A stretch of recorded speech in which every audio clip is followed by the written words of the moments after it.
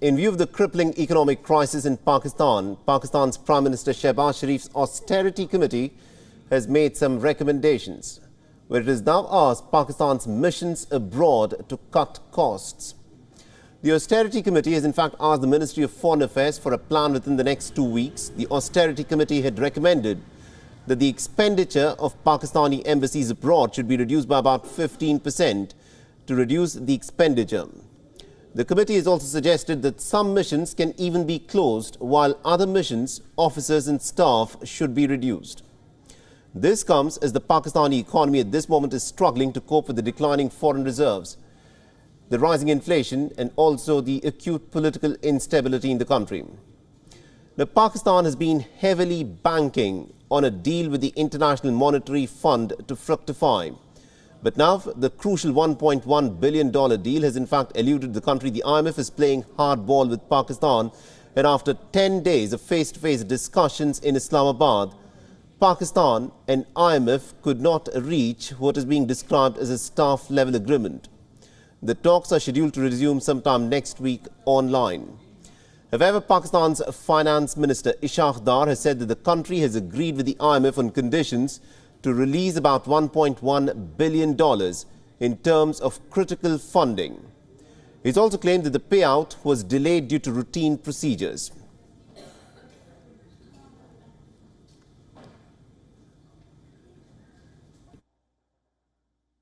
हम कोशिश करेंगे इंशाल्लाह कि पाकिस्तान दूसरी दफ़ा अपनी तारीख में IMF का प्रोग्राम मुकम्मल करे और इंशाल्लाह उसी स्पिरिट के साथ और सॉवरेन कमिटमेंट को सामने रखते हुए हमने ये सारा प्रोसेस जो है वो मुकम्मल किया है. The payment of funds, which is part of a $6.5 billion IMF bailout that Pakistan signed in 2019, has been stalled since last December. The IMF funding is extremely crucial for the country's economy, which is facing a balance of payment crisis, with foreign exchange reserves having dipped to below the $3 billion mark, which is less than 3 weeks of expenditure in terms of imports for Pakistan.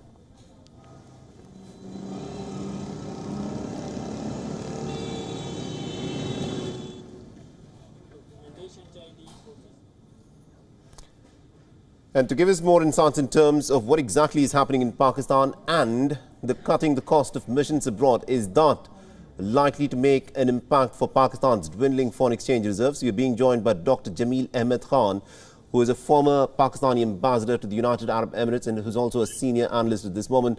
Doctor, thank you very much indeed, Ambassador, for joining us on this broadcast and beyond. The question that I want to ask you is, there is this Austerity Committee that has made recommendations that Pakistan, to address some of its dwindling foreign exchange reserves, should cut down the cost of its missions abroad. Do you think this is likely to have any kind of an impact in addressing the foreign exchange crisis within Pakistan?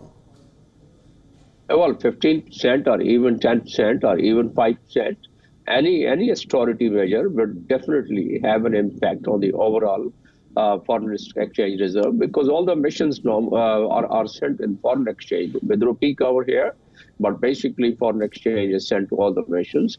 And wherever foreign exchange are involved, and even within the domestic expenditure, the government now is the stage that they should, and they are, doing that austerity measures, and they should, as a matter of fact. And 15%, I've been in about 5 different embassies myself as a head of mission. So I know that it's very conveniently, it's possible without compromising the operational work.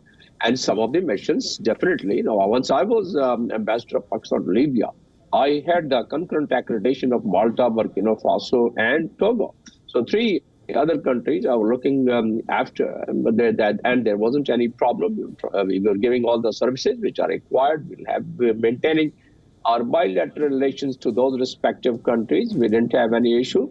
So likewise, if 15% is curtailed, and under these circumstances, when the Pakistan economy is quite vulnerable to the domestic as well as to the global shocks, see what's happening around the globe, how the inflation is going on, see how in UK the strikes are still in progress, how the frustration is seen and witnessed in so many countries. So Pakistan definitely is more impacted because Pakistan is under debt. There is no doubt in it. Pakistan is facing this challenge. Again, there is no denying of the fact that we are having an external debt of about $130 billion. And Right. that is mounting another pressure on the repayment of these principal as well as the interest on these loan. So all these things, all these factors combined together, it definitely suggests that the government should, and they are, doing, as you have already shown the letter of the Prime Minister's Secretariat of Curtailing.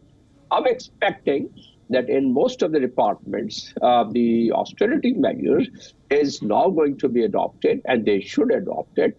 There's no point in just following the legacy of the colonial time and most of these countries where the Britishers had left. So still those countries, and particularly in this part of the world, they are, in many respects, they are following those procedures and Right. those legacies. Now, So they Ambassador, have I need to curtail interject it. here. The question that Pakistan at this moment needs to address is this: it is at this moment heavily banking on the possibility of getting an IMF bailout, but IMF is clearly playing hardball here.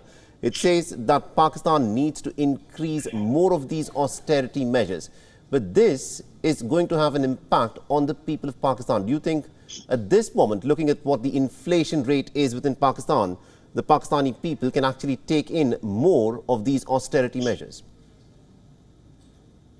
No, again, there is no denial of the fact that about 30% Pakistani people are below the poverty line, and they would be the hard-hit people. But at the same time, during the negotiation, what we've been monitoring, the government negotiated with IMF that the privileged people or the marginalized people, they should be given subsidies. So therefore, about 300 units of the electricity, and like was the Benazir income support, which is a safety net, the welfare aspect of of addressing the people who are marginalized. So some of these measures are being taken, but in countries like ours and so many other countries, indirect taxes burden that definitely Right. brings so much of mounting pressure on the poor strata of the society. That's no denying of the fact, and we are going to, in coming days, we are going to have a mini budget Right. through an ordinance, and in that, IMF has already recommended 170 billion rupees extra tax. So that is already planned, and once the government brings its mini budget, I personally feel that they are trying to provide that safety net to these people who are below the poverty line. All But right. at the same time, because of the related factors, all these All people right. cannot have that much of safety because of the inflation and other problems. All right. Chief. Very interesting. Yes. Thank you. Thank you very much indeed, Ambassador, for joining us and getting us all those insights there. All right. Thank you.